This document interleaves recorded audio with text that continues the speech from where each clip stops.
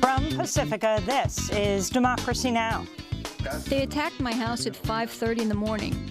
A group of at least 200 to 250 armed soldiers with hoods and bulletproof vests and rifles aimed their guns at me, fired shots, used machine guns, kicked down the doors, and just as I was in pajamas, they put me on a plane and flew me to Costa Rica. Nearly a decade after a U.S.-backed coup in Honduras ousted the democratically elected president, we look at how the political crisis in Honduras today has led to thousands fleeing to the U.S. border seeking asylum. This comes as the brother of the current Honduran president was just arrested in Miami on drug trafficking charges. We'll speak with Dana Frank, author of the new book, The Long Honduran Night: Resistance, Terror, and the United States in the Aftermath of the Coup. Then we look at U.S. border authorities' tear gassing of asylum seekers on the U.S.-Mexican border. The tear gas is a very minor form of the tear gas itself. It's very safe. The ones that were suffering to a certain extent were the people that were putting it out there, but it's very safe. The head of U.S. Border Patrol said the pepper spray would go well on the migrants' nachos. We'll speak to a historian who studied how tear gas went from a weapon of war used on Vietnam to being deployed by law enforcement at home. All that and more coming up.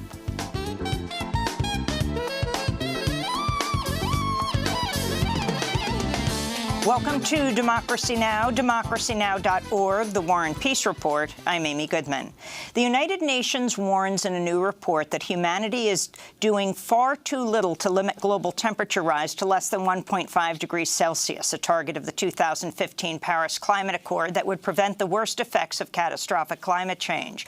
The UN found the rate of global carbon dioxide emissions rose last year for the first time in 4 years and is expected to climb again for 2018, with the world on pace to see a global rise of 3.2 degrees Celsius, or nearly 6 degrees Fahrenheit, by the end of the century. Such a rise would see devastating droughts, floods, and extreme weather, with increased sea level, crop failures, mass migration, and global conflict. The UN's calling for new investments in renewable energy and for governments to replace subsidies on fossil fuels with taxes to discourage their use.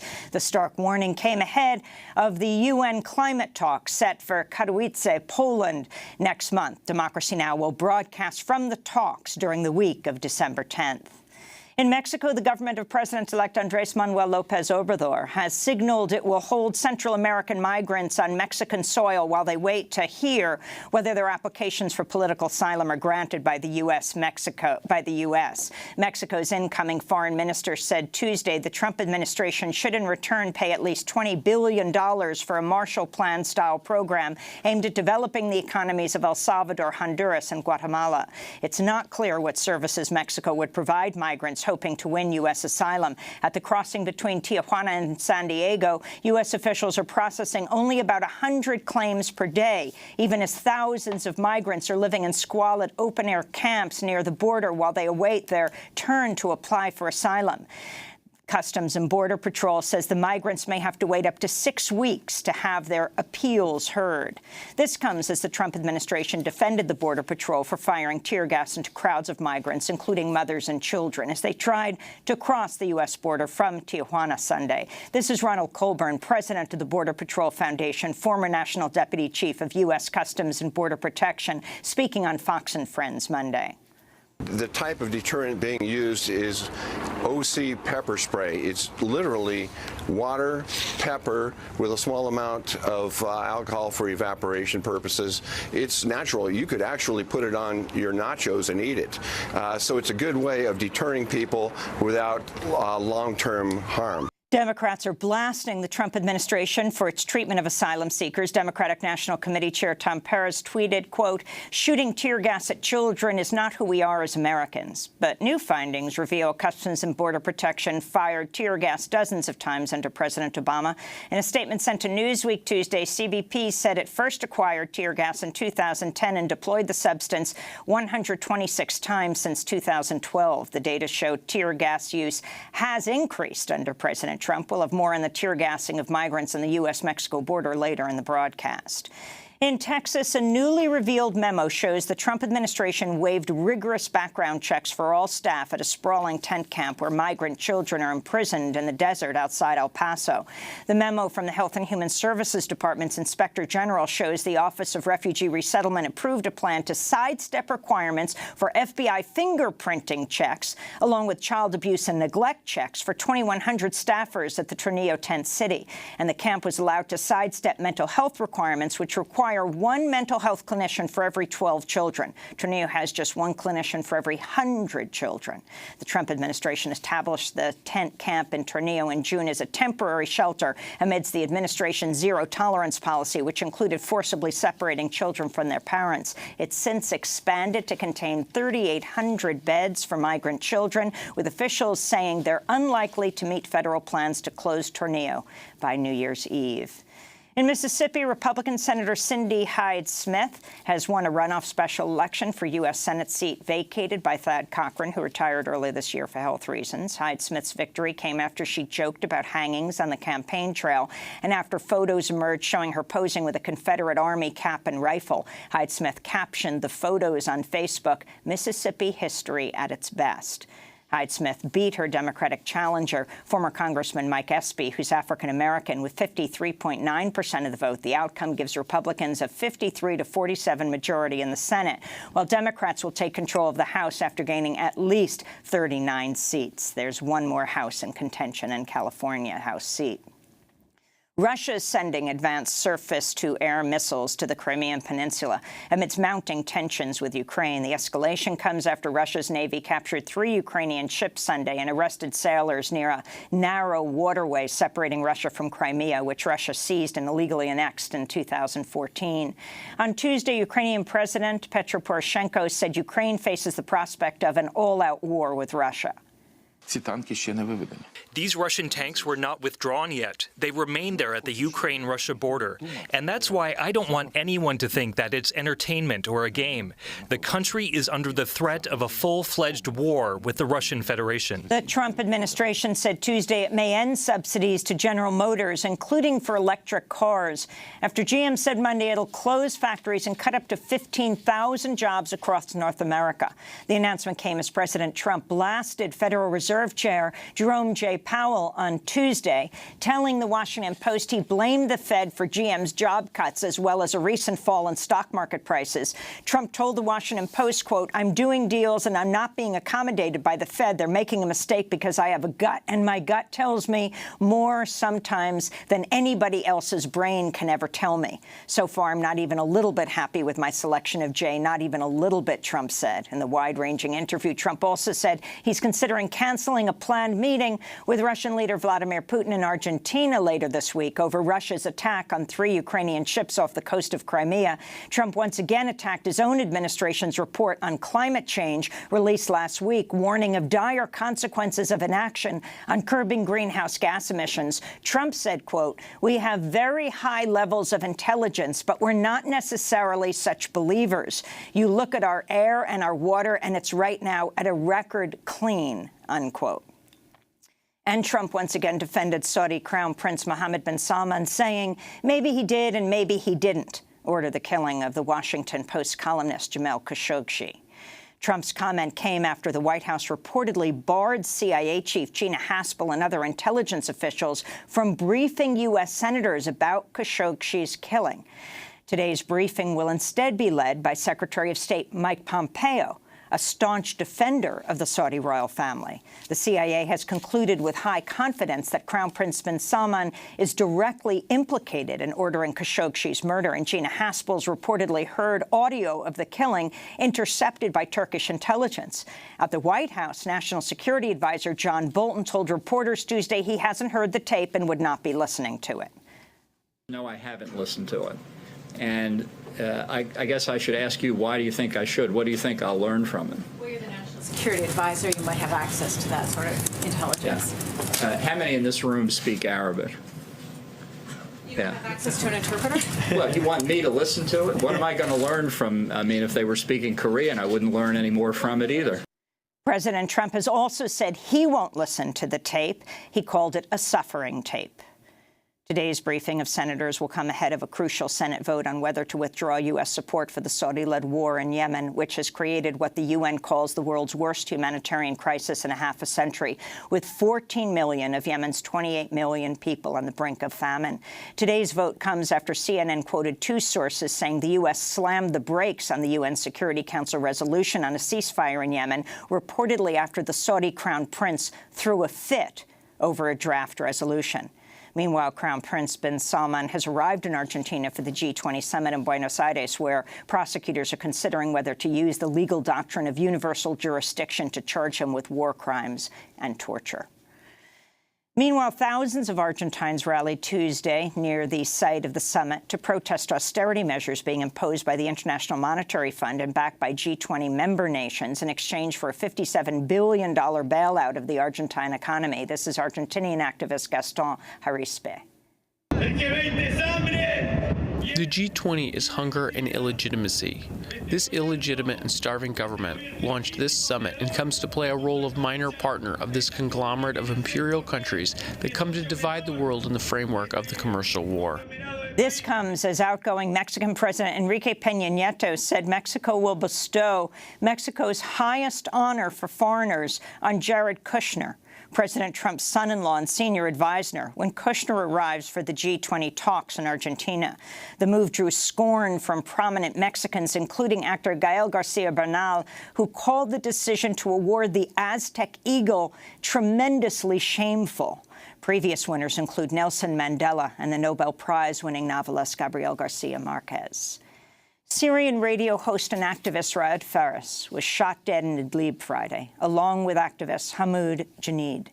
Fares founded Radio Fresh, an independent radio station broadcasting from inside opposition-held Syria. Fares joined the popular protests against the government of President Bashar al-Assad in 2011. In the following years, he documented the human cost of the war in Syria, exposing rights violations and the devastation of airstrikes on civilians. Fares was targeted by both the government and opposition militants. He survived previous assassination attempts at kidnapping and torture. Back in the United States, the New York Times reports lawyers for Donald Trump's former campaign chair, Paul Manafort, briefed the president at the White House about Manafort's cooperation with federal investigators working for special counsel Robert Mueller. The briefings by Manafort lawyer Kevin Downing were confirmed by Rudy Giuliani, one of President Trump's personal attorneys. The meetings were not illegal, but were highly unusual and reportedly infuriated investigators with Mueller's team. On Monday, the special counsel's office said Manafort violated his cooperation agreement with Robert Mueller by repeatedly lying to federal investigators. Meanwhile, lawyers for Julian Assange said the WikiLeaks founder will sue the Guardian newspaper for libel after it reported Tuesday that Paul Manafort held secret talks with Assange inside the Ecuadorian embassy in London on 3 occasions. The alleged meetings occurred, the Guardian alleged, in 2013, 2015, and in March of 2016, around the time Manafort joined Donald Trump's presidential campaign. Lead author Luke Harding cited a, quote, well-placed source as the basis of the report. In a statement, Manafort called the report totally false and deliberately libelous. WikiLeaks said in a tweet, quote, WikiLeaks is willing to bet the Guardian $1 million and its editor's head that Manafort never met Assange. Former Environmental Protection Agency Administrator Scott Pruitt coordinated with the Fox News channel ahead of multiple appearances on Fox and Friends, where he was presented with pre-screened, non-confrontational questions. That's according to the Daily Beast, which obtained emails showing Fox News producers allowing Pruitt's aides to dictate topics for interviews and even offered them script approval for Pruitt's introduction. After the report circulated, Fox News said in a statement, this is not standard practice whatsoever, and the matter is being addressed internally with those involved. It's the latest example of Fox News coordinating directly with Republican politicians. Earlier this month, Fox News hosts Jeanine Pirro and Sean Hannity appeared on stage at a Trump campaign rally ahead of the midterm elections. Former Fox News executive Bill Shine now works as Deputy Chief of Staff for White House Communications, and former White House comms director Hope Hicks now works as Head of Public Relations for Fox News' parent company. In Louisiana, a judge heard arguments Tuesday in an eminent domain case that could help determine the fate of the 163-mile Bayou Bridge pipeline being built by Energy Transfer Partners, the same company behind the controversial Dakota Access Pipeline. Property owners whose land was seized for pipeline construction are suing Energy Transfer Partners, claiming it illegally stole and damaged private land for construction of the Bayou Bridge pipeline, which would carry nearly 500,000 barrels of oil per day across Louisiana's wetlands. A judge is expected to issue a ruling today after more testimony. And NASA's InSight mission has landed on Mars. InSight will explore the interior of the red planet with the most sensitive seismometer ever built into a space probe.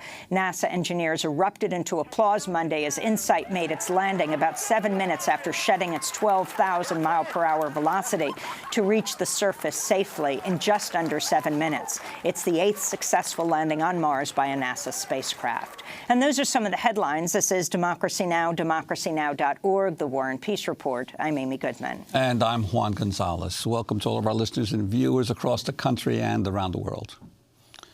As the United States continues to face criticism for tear-gassing asylum seekers on the U.S.-Mexico border, we turn now to look at the crisis in Honduras and why so many Hondurans are fleeing their homeland.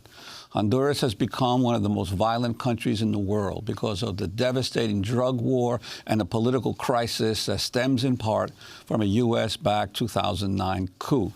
In a major development, the brother of Honduran President Juan Orlando Hernandez was recently charged in the United States for drug trafficking and weapons offenses. Tony Hernandez was arrested in Miami on Friday. Manhattan U.S. Attorney Jeffrey Berman accused Tony Hernandez of being, quote, involved in all stages of the trafficking through Honduras of multi-ton loads of cocaine that were destined for the U.S. Hernandez is also accused of providing heavily armed security for cocaine shipments transported within Honduras, including by members of the Honduran National Police and drug traffickers. Tony Hernandez reportedly ran cocaine labs in Honduras and Colombia, where he stamped packets of drugs with his initials TH. The arrest of Hernandez comes a year after a U.S. judge sentenced the son of the former Honduran president, Porfirio Lobo, to 24 years in prison for conspiring to import cocaine into the United States. Meanwhile, in other news, Honduran police opened fire on protesters earlier this week, marking the first anniversary of last year's disputed election that kept Juan Orlando Hernandez in power despite calls by the Organization of American States to redo the vote. Honduras has been in a political crisis for nearly a decade following the U.S.-backed coup that ousted democratically elected President Manuel Zelaya in 2009. Since then, right-wing forces have led a campaign targeting activists in Honduras, including the prominent activist Berta Cáceres, who was gunned down in 2016 in her home in La Esperanza, Honduras. 8 men are currently on trial for involvement in her murder. A verdict could come as early as today. To talk more about Honduras and why so many migrants are fleeing the country, we're joined by Dana Frank, Professor Emerita of the University of California, Santa Cruz. Her new book is just out. It's titled The Long Honduran Night: Resistance, Terror, and the United States in the Aftermath of the Coup. She recently wrote a piece for Jacobin headlined "In Honduras, We're Supporting the Axe Murderers." Professor Franks, thanks so much for being with us. Why don't you start off by talking about the significance of the current president, a highly contested race that many considered fraught with irregularities, the current president's brother arrested in Miami for drug trafficking? Well, we've known for a long time, 2 years now, that Juan Orlando's brother, Tony, was involved in drug trafficking. He was, in fact, named in U.S. federal court 2 years ago. And we know that there are drug traffickers from top to bottom in the Honduran government. So for Hondurans, this is no surprise. What's important is that he actually was arrested and is going to be presumably brought to justice. What this signals, though, is what people call an outsourcing of the criminal justice system. Why was he not brought to justice in the United States? Excuse me, why was he not brought to justice in Honduras? It shows that there's complete breakdown of the Honduran criminal justice system, that this man wasn't brought to justice a long time ago in Honduras. And Dana Frank, according to the federal indictment, the authorities actually have videotape and audio recordings of Tony Hernandez receiving a $50,000 payment from drug dealers for his work on their behalf. Is it conceivable that all of this occurred and the president, the brother of Tony Hernandez, the current president, knew nothing about it? No, and of course, there's also testimony where people have said that that Juan Orlando himself is involved in drug trafficking. There's evidence about his sister, who died in a helicopter accident a year ago, was involved in drug trafficking. So this is not just an isolated incident. We have evidence of drug traffickers top to bottom throughout the Honduran government, including in the current Congress. Do you think it's fair to say Honduras is coming close to a narco state? Well, you know, I think that it's a narco state. I mean, I guess it depends on your definition of a narco state. Certainly, it's not like you can say, here's the Honduran government fighting the good fight against drug traffickers, and that doesn't work. There's a lot of people say, well, we'll pour this money into the Honduran security forces and they'll fight drug trafficking, because the Honduran military is very much involved in drug trafficking as well. And so it's certainly infiltrated with drug traffickers from top to bottom. Well, Dana Frank, your book comes at a particularly important time, as clearly the whole nation has been seeing what's been going on at the U.S.-Mexico border with the caravan of migrants from Central America, most of them from Honduras. But there is very little discussion of what is forcing them to leave. And if you could talk about what has been the night of terror that has descended on Honduras, especially following the 2009 coup against 2009 coup against President Zelaya. Well, you know, when you read the interviews or the mainstream news reports about why the migrants are in the caravan or fleeing, they'll say, well, they're fleeing gangs and violence and poverty. And that's true. But what's missing from that narrative is where the gangs and violence and poverty come from. It's not a natural disaster. It's actually the result of the deliberate policies of this government that came to the successive what we call the post-regime governments that came to power in the aftermath of the coup, most recently the illegal government of Juan Orlando Hernandez. And, you know, so if you look at those causes, where does all the violence and the gang terror come from? It comes from this almost complete destruction of the rule of law. The coup itself was a criminal act, but it's also that it opened the doors for every kind of conceivable criminal activity. In that context, the gangs proliferated, drug trafficking proliferated, they're infiltrated throughout the police and military. So you have this situation in which the government itself is implicated in these gangs and in this military that people are fleeing. So it's not just random violence, it's a U.S.-backed regime that is in cahoots with this. For example, a lot of people are fleeing gangs, or small business people, their businesses are being destroyed by gang taxes. The police are very much cooperating with the gangs in extracting those kinds of so-called war taxes that the gang members pay. So that the gang members charge. So it's this destruction, it's this lawlessness that then opens the door for this kind of terror that people are fleeing, and the government is very much part of that terror. The second factor here is poverty, because people are very much fleeing poverty, but that poverty, again, is not a natural disaster. It's a direct result of the post-coup policies, because, first of all, the state itself has been destroyed both by neoliberal policies of multilateral development banks like the International Monetary Fund. State services have been destroyed because the elites that run the government are just robbing it blind. For example, the president and his party stole as many as $90 million from the National Health Service in 2013 to pay for their campaigns. And so then there's no National Health Service that functions. And but also the sectors that of the economy that are supposed to be the growth sectors are in fact the ones that are destroying the livelihoods. So, for example, palm oil production is being imposed at the point of a gun, that kills campesinos who are trying to defend other forms of agriculture. Extractive mining projects and hydroelectric dams are what are forcing indigenous peoples off their land, and that's why Alberto Cáceres, the famous leader, was killed in 2016. So these things that are the tourism is forcing the Afro-Indigenous Garifuna people off their land at the point of a gun. The only other functional sectors are agriculture and the maquiladora sector, which is apparel and electronics factories for the export market. And those are very, very destructive of people's bodies under really repressive working conditions. So when we hear about economic development in Honduras, it's actually accelerating more of this destruction along with the gang activity that is destroying small businesses, because it's not viable to have a small business. I know a lot of small business people I know of people that have been killed if they didn't pay the taxes or they reported it to the police. So there are no other options here.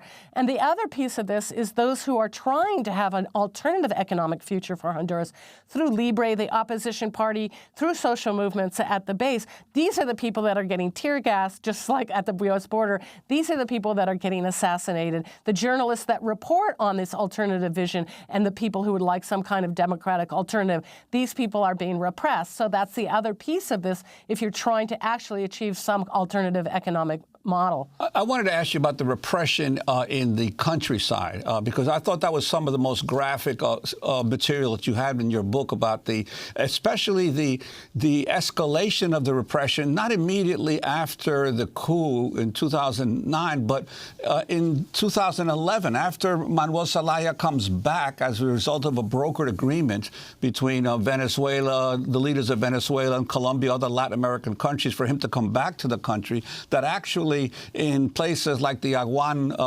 Valley, the campesinos were subjected to even greater mass repression. Well, some of that is because the campesinos who had these collectives that had been in place for a long time and were being forced off their land started reoccupying land that they'd been forced off of by these neoliberal policies, and particularly members of the elite, especially Miguel Facuse and his D9 Corporation. So as they start reoccupying their lands and following agrarian reform, legal processes for reclaiming their lands, then they start being killed one by one, two by two, and what we could call a slow-moving massacre. As many as 150 campesinos have been assassinated in the Aguan Valley beginning in 2010. We're going to break, then come back to this discussion. Dana Frank, Professor Emerita, University of California, Santa Cruz, her new book, The Long Honduran Night, Resistance, Terror, and the United States and the Aftermath of the Coup. This is Democracy Now! Back in a minute.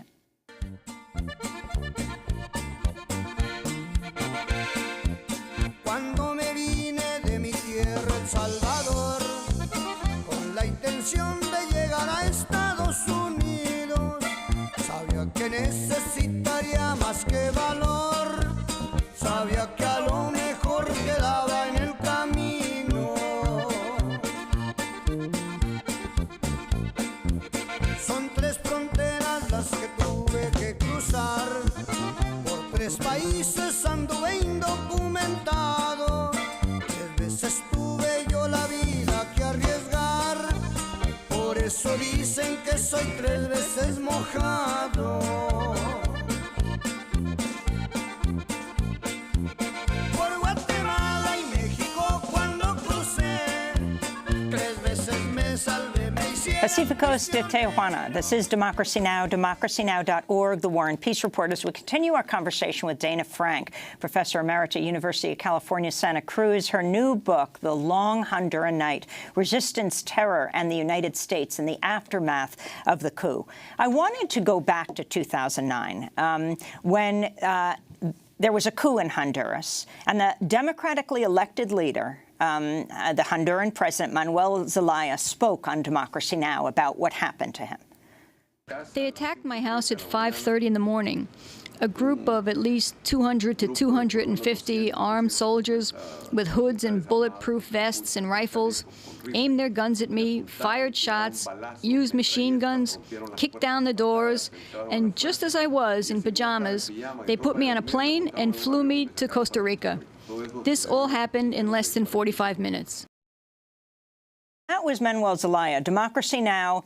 Followed him back to Honduras after he was flown back, but that brokered agreement, we flew on the plane with him from Nicaragua to Honduras. But The new regime was put in place, the coup regime. Porfirio Lobo, whose son has now been sentenced to well over 20 years in prison for drug trafficking.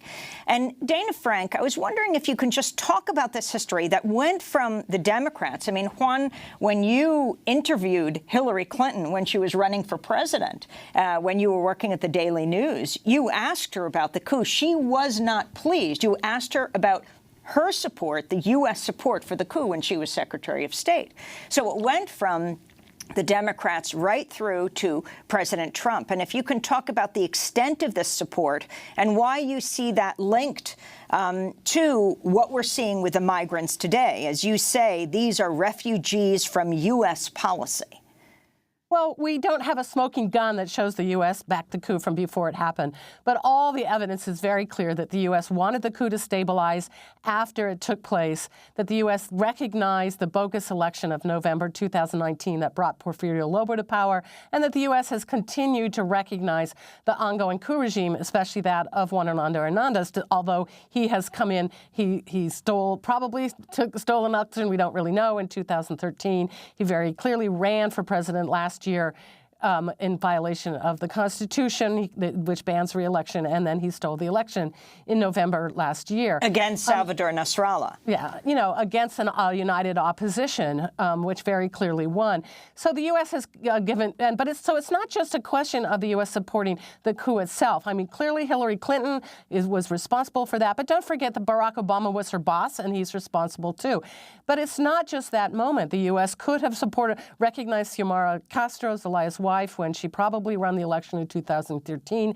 The U.S. could have intervened, or not intervened, excuse me, the U.S. could have protested when Juan Orlando Hernandez overthrew the Supreme Court in 2012 when he was president of Congress. The U.S. could have protested when he ran for re-election. And of course, it could have called for a new election last winter or recognized the outcome of Nasrallah as the winner last winter's elections.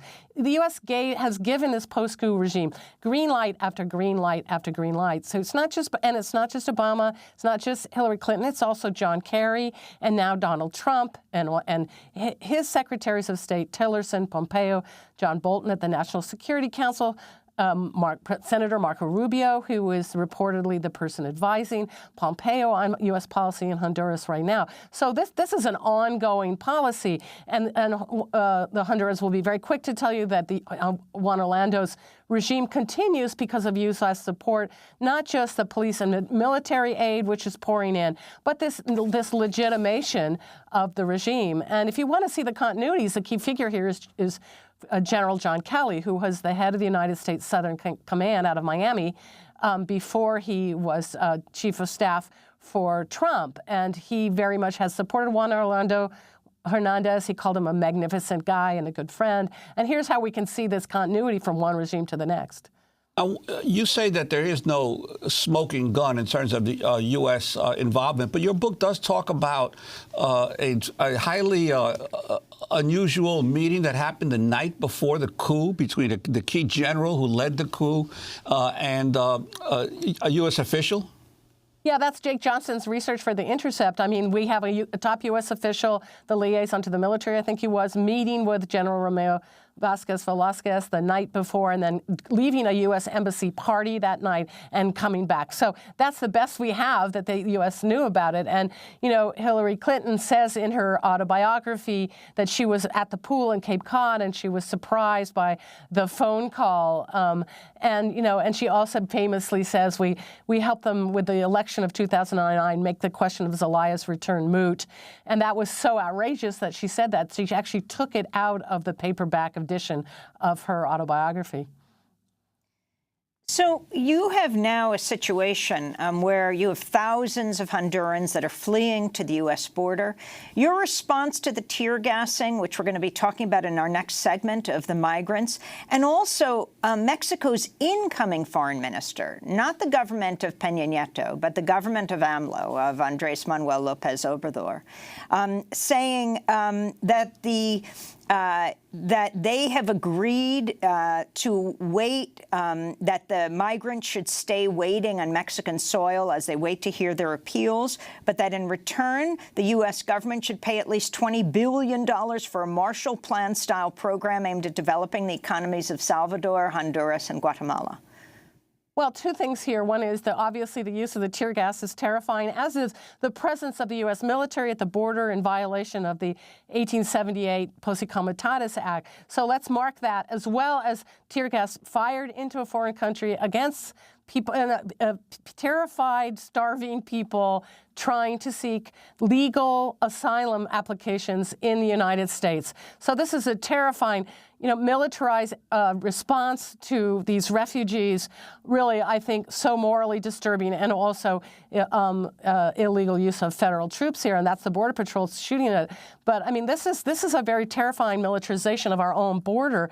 And I want to make the parallel of that to the militarization, U.S.-funded militarization within Honduras, because now the Honduran military is also, since 2014, with the so-called crisis of undocumented, unaccompanied minors coming to the United States, the Honduran military actively stops people from leaving their own country.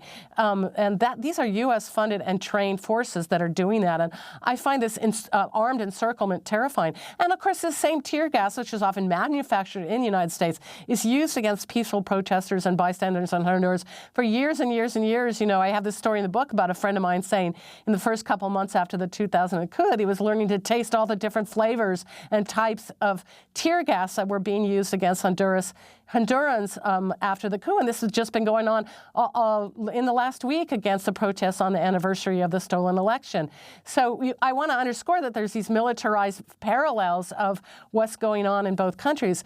And then this question of the $20 billion Marshall Plan.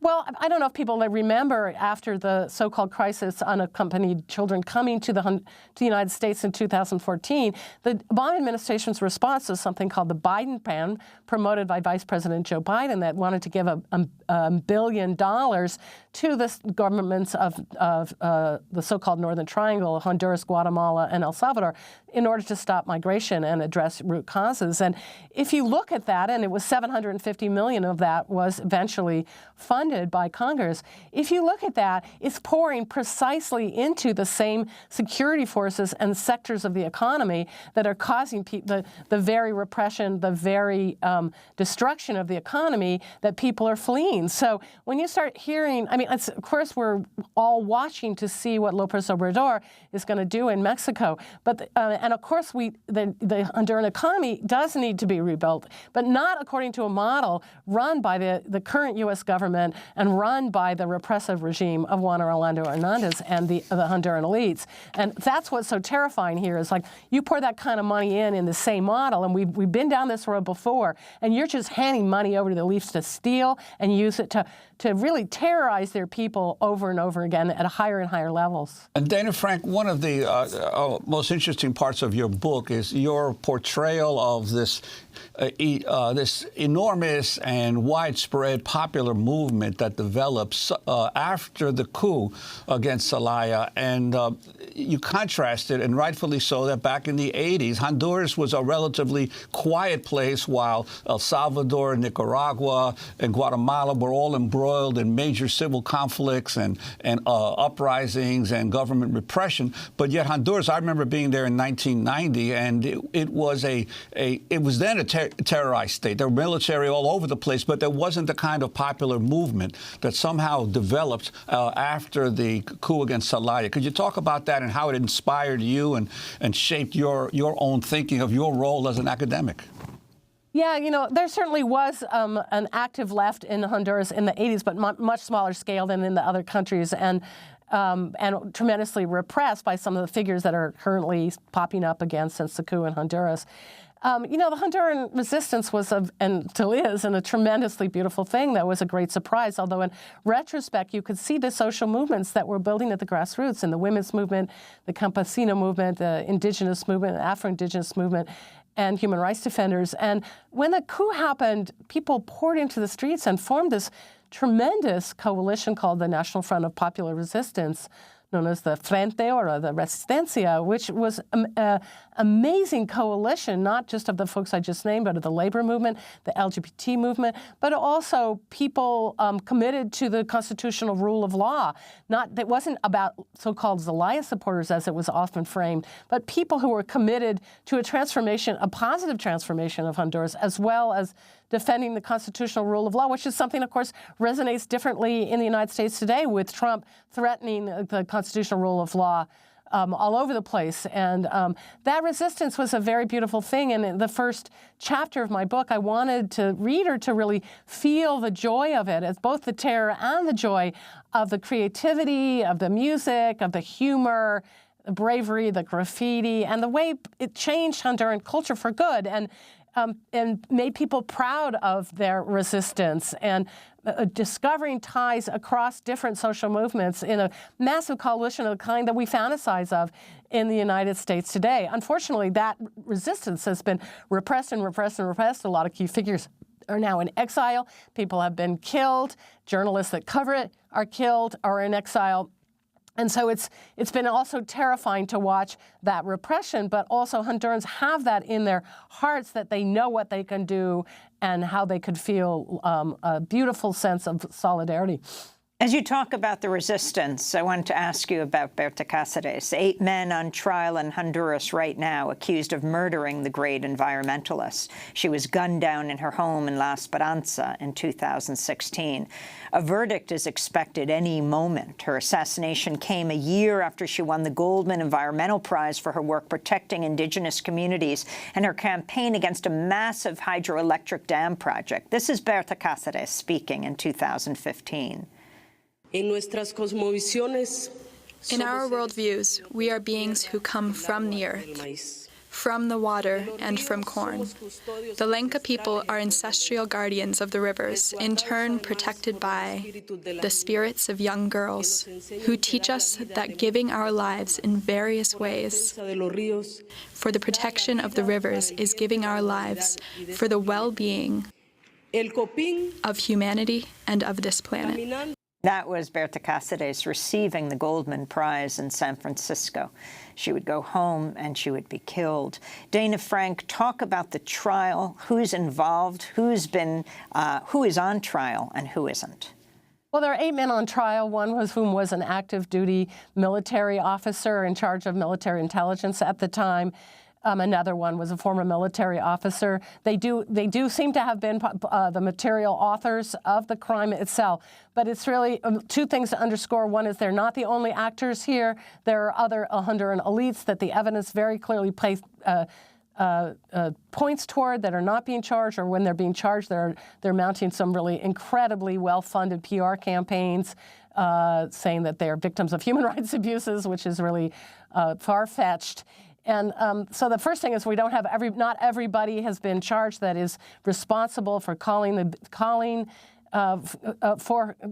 for and calling for her assassination.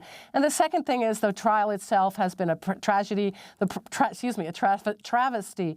That the government prosecutors have not introduced or taken into account a vast range of evidence of text messages, seized computer messages, phone call records that implicate all kinds of people, and they're not taking that into account. And also Honduran law says that the family of the victim has the right to review all the evidence, has the right to be there in court, and that's been violated over and over and over again. So we're going to get some kind of verdict. Probably somebody's going to take a fall for this, but we should not in any way confuse that with justice for Berta.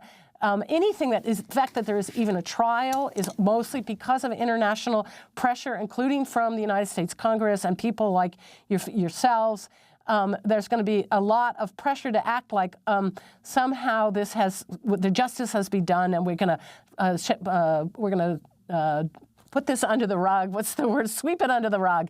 And that's really important to say that this is not going to be justice for Berta. This is going to be some kind of something for show, as they say in Honduras, and that we still have to call for justice, Roberta, and have the true perpetrators fully brought to justice. And Dana, we just have about a minute, but I wanted to ask you, in your book, you also talk about your frustration in dealing with Congress and the constantly changing staff members there who don't seem to have institutional memory about what's going on with Honduras, the lack of ability for people in Congress to actually act and do something about what's been going on there. Could you talk about that? Well, part of the book is about, the middle parts of the book is about the solidarity movement in the North and my own efforts to try to do something because, and you know, then I talk about going into like this morass that's the United States Congress and trying to get people to care. I mean, people didn't believe us for many years, but also I talk about the people that did care, and and in the book I talk about particular staffers and Congress members and senators that did care, and you know, it's a what do I say about Congress here in Washington D.C. right now? You know, it's a minefield, and it's a easily corrupted minefield. But I also want to say something that I think has disappeared from the mainstream media, is that there has been also tremendous and beautiful congressional interest on the Democratic side in what's been going on in Honduras. I mean, people may not know that there are 71 members of the House currently on record. We've just lost Dana Frank by satellite. We want to thank her for being with us. Dana Frank, Professor Emerita at the University of California, Santa Cruz. Her book is just out. It's titled The Long Honduran Night: Resistance, Terror, and the United States in the Aftermath of the Coup. She's going to be speaking about her book in Brooklyn on Thursday night. She'll be interviewed by Juan Gonzalez at the Verso Loft at 20 J Street, and people can go there. It's at 7 to 9 p.m. That does it for that interview, but we're going to continue on the issue of the use of the tear gas being shot at women and children along the border. We'll look at the use of tear gas by U.S. security. Stay with us. Le dije a mi madre, me voy para el norte. De pura tristeza se puso a llorar.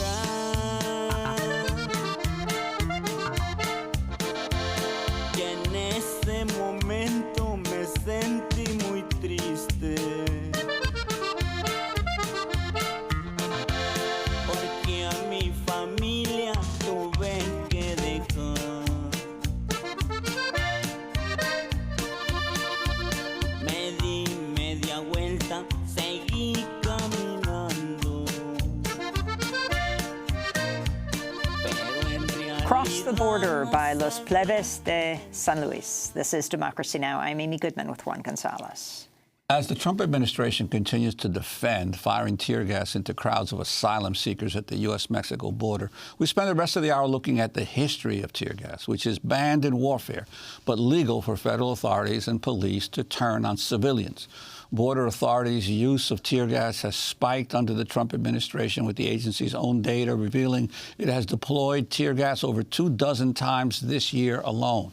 Customs and Border Protection told Newsweek Tuesday it began using tear gas under the Obama administration in 2010 and has released the substance 126 times since the year 2012. The agency's use of tear gas has now reached a 7-year record high under the Trump administration.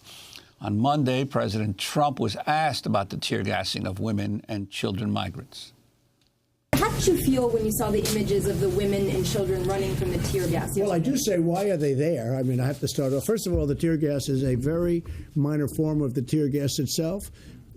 It's very safe. The ones that were suffering to a certain extent were the people that were putting it out there.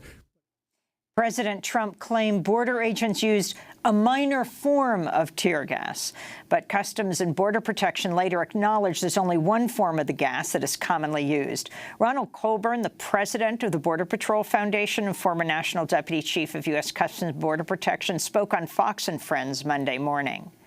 The type of deterrent being used is OC pepper spray. It's literally water, pepper, with a small amount of alcohol for evaporation purposes. It's natural. You could actually put it on your nachos and eat it.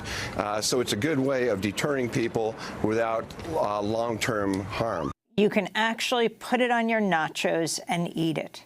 Tear gas is banned by international law under the Chemical Weapons Convention.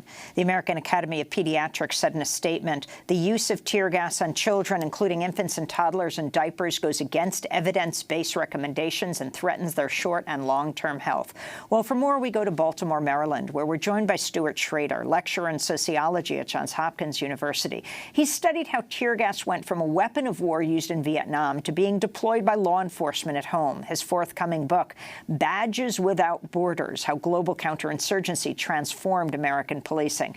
Stuart Schrader, welcome to Democracy Now! First, respond to what President Trump and the head of the Border Patrol Foundation said about the tear gas and the fact that it was shot at women and children on the border by U.S. forces. Well, both of these statements are misleading. In the case of President Trump's statement, he is trying to claim that the tear gas is a mild form, and that's simply untrue. The tear gas that was used is a chemical called CS, and the guy from the Border Patrol is also being misleading because he's referring to pepper spray, and again, it was CS that was used. And CS is a extremely powerful chemical, and the term tear gas, when referring to CS, is misleading because it doesn't just make your eyes tear when it affects your body. It also makes all of your mucous membranes become inflamed. You expel large amounts of mucus. You cough. You feel like you can't breathe. You feel like you're choking. So the term tear gas doesn't really describe the effects that are the result of this chemical. And what is the difference between pepper spray and tear gas? Well, they're chemically different substances, and they're also the delivery methods are different. The CS that was deployed on the border came out of grenades, and it came, most people saw images of these kind of clouds of smoke.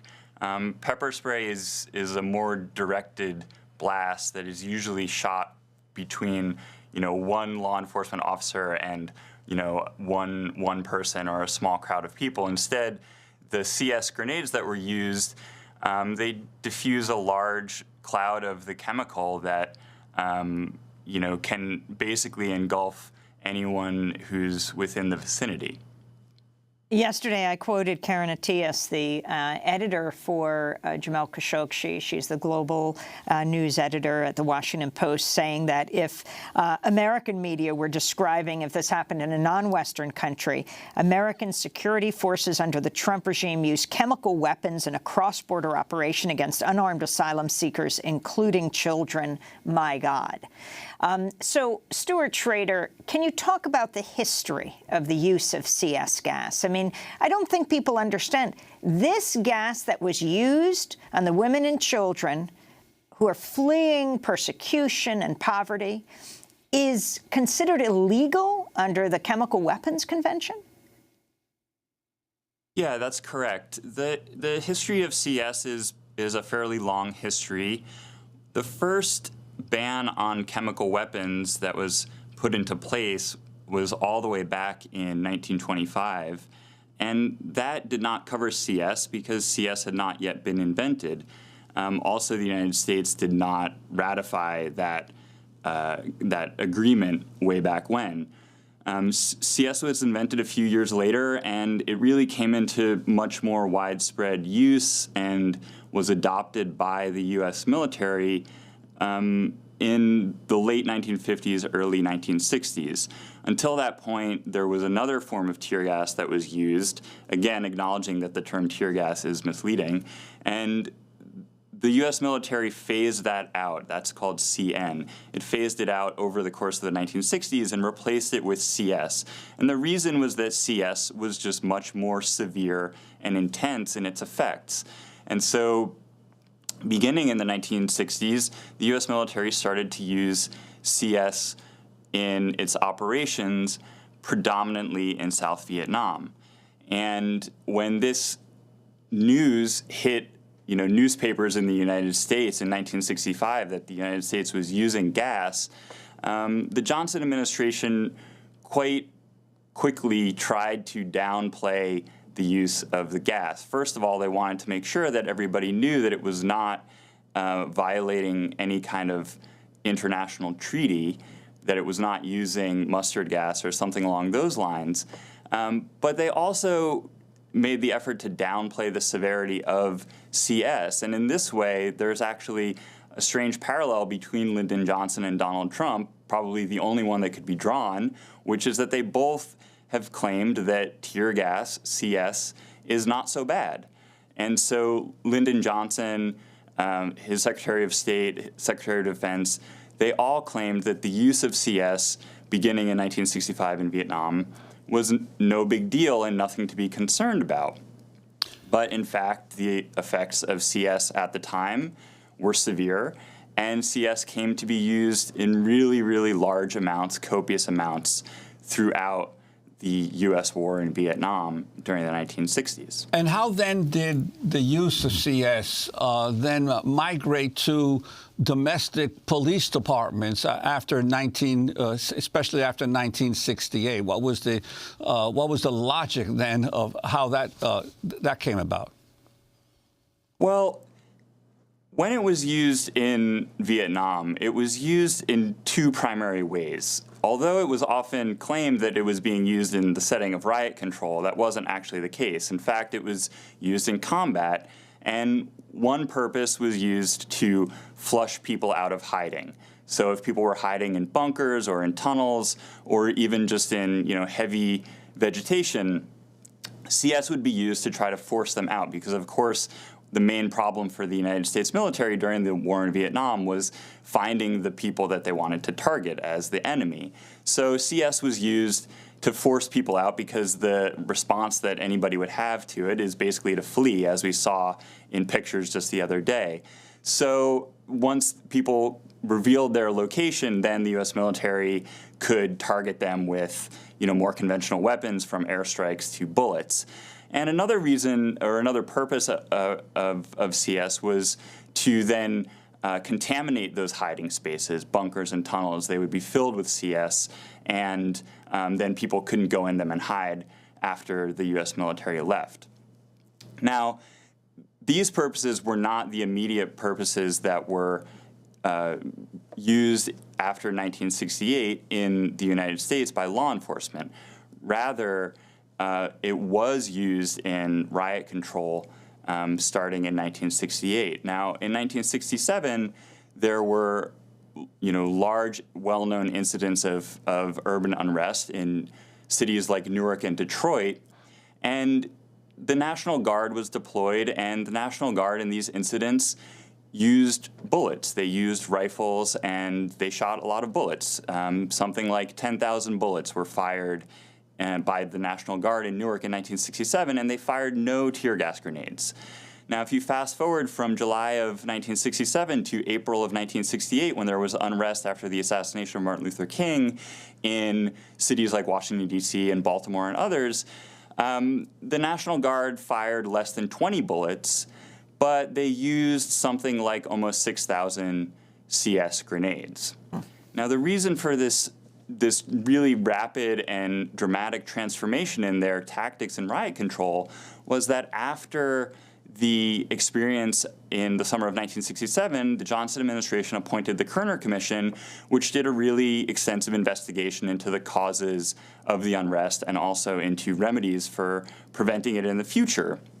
Now, of course, they recommended a remedy of alleviating poverty and racism, but that didn't happen. And instead, what did happen was that they had some recommendations about how to change policing, one of which was to use CS. And that recommendation mostly came from experts who were already working overseas in the setting of counterinsurgency and other types of counter-subversive activity. We clearly need a part two on this, but who makes CS? We have 15 seconds.